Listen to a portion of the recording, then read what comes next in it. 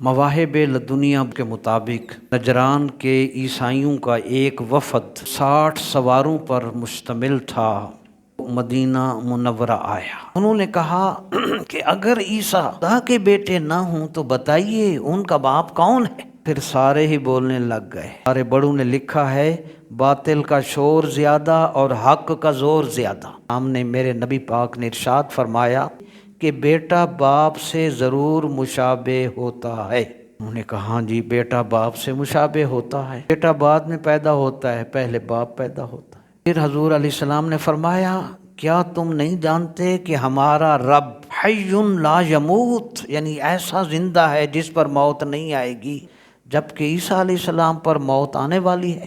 انہوں نے کہا ہاں جی یہ بھی ٹھیک ہے۔ پھر حضور علیہ السلام نے فرمایا کیا تم نہیں جانتے کہ ہمارا رب بندوں کا کارساز حقیقی ہے، سب کا محافظ ہے، سب کو روزی عطا کرنے والا ہے؟ کیا عیسیٰ علیہ السلام بھی ایسے ہیں؟ کہنے لگے نہیں۔ حضور علیہ السلام نے فرمایا کیا تم نہیں جانتے کہ حضرت عیسیٰ علیہ السلام ماں کے پیٹ میں رہے، حمل میں رہے، پیدا ہوئے 2، پھر ان کو خوراک دی گئی 3، وہ کھاتے پیتے تھے؟ کہنے لگے ہاں جی ٹھیک ہے۔ حضور علیہ السلام نے فرمایا پھر عیسیٰ علیہ السلام معبود اور خدا کیسے ہو سکتے؟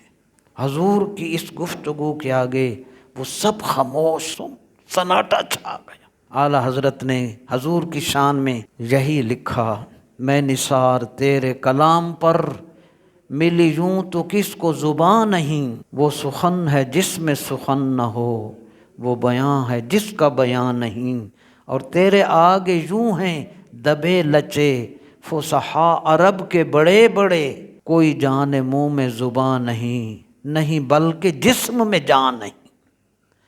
میرے حضور کی عظمتوں کا کیا کہنا، جن کے بارے میں اللہ فرمائے الرحمن علم القرآن۔